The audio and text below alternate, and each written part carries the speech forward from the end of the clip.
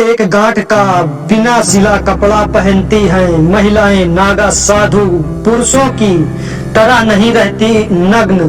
भारत में महिला साधु कभी सिला हुआ वस्त्र नहीं पहनती, हमेशा एक सूती कपड़े में बदन लपेटती हैं। इस वस्त्र को पूरे शरीर पर बांधने का उनका तरीका भी खास होता है।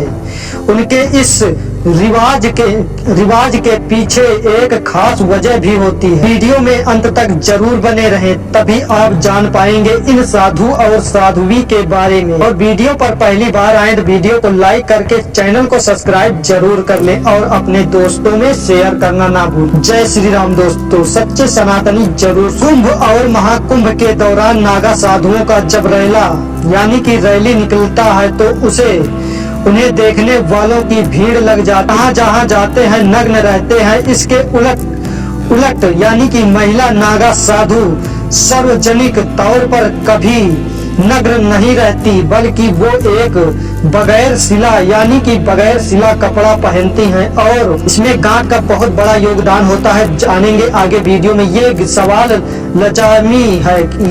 लजामी है कि अगर पुरुष नागा साधु सार्वजनिक तौर पर नग्न रह सकते हैं तो महिला नागा साधुओं के साथ ऐसा क्यों नहीं है। इसके पीछे एक खास वजह है। अखाड़ों में जो नियम बनाए गए हैं वो यही कहते हैं कि शुचिता के चलते अखाड़ों में महिला नागा साधुओं के लिए ये नियम बना रहा है कि उन्हें एक वस्त्र पहनना ही होगा। इसी के साथ वो सार्वजनिक तौर पर आएंगी। हालांकि कहा जाता है कि अखाड़े के इस नियम से कुछ महिला नागा साधु मुक्त होती हैं, लेकिन वो बहुत नामांत्र की है या एकांक दुक्का। वैसे भी महिला नागा साधु जिंदगी कभी सिले कपड़े नहीं पहनती। उन्हें एक वस्त्र में भी कुंभ आदि में भी स्नान करना होता है। महिला नागा साधुओं के वस्त्र में गांठ लगाने का भी खास महत्व है, क्योंकि एक वस्त्र को वो इस तरह से पहनती हैं कि ये केवल एक गांठ के सहारे ही उनके बदन पर न केवल टिका होता है बल्कि इसे ढका भी रहता है। महिलाओं का नागा साधु बनना कई कठिन चुनौतियों से गुजरने के बाद होता है। वर्तमान में कई अखाड़ों में महिलाओं को भी नागा साधु की दीक्षा दी जाती है।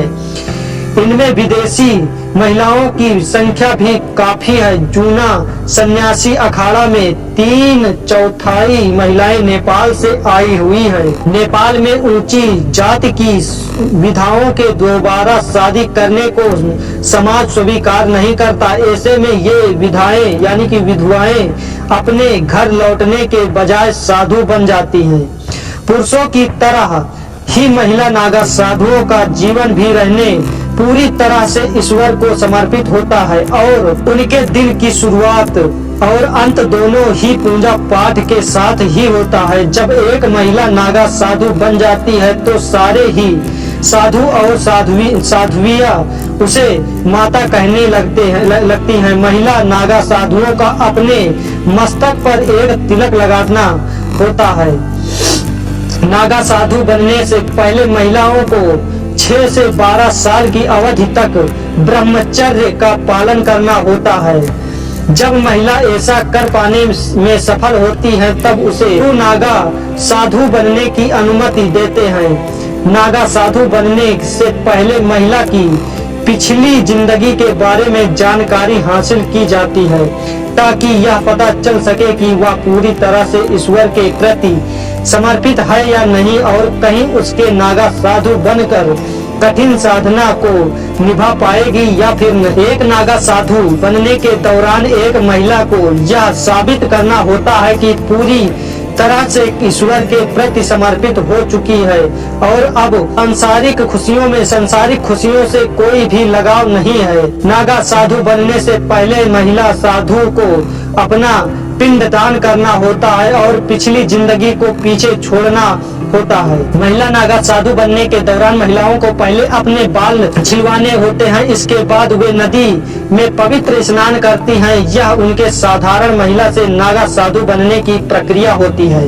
महिला नागा साधुओं को भी पुरुष नागा साधुओं के जितनी ही इज्जत मिलती है, वे भी नागा साधुओं के साथ ही कुंभ के पवित्र स्नान में पहुंचती हैं। हालांकि वे उनके नहाने के बाद नहाने के लिए नदी में उतरती हैं। महिला नागा आमतौर पर अखाड़ों में ही रहती है, कुंभ के दौरान ही नजर आती हैं। उनकी दिनचर्या भी कठिन होती है। सुबह जल्दी उठना और फिर सुबह शाम उपासना भोजन उनका साधारण और काम ही होता है। तो दोस्तों, आपको क्या लगता है कि साधु और साध्वी में बहुत बड़ी अंतर है? ऐसा आपको क्या लगा इस वीडियो में कमेंट में जरूर बताइए। साधु और साध्वी के बारे में आप लोग क्या जानते हैं और तुम्हें जरूर बताएं। ऐसे इंटरेस्टिंग वीडियो देखने के लिए चैनल को सब्सक्राइब जरूर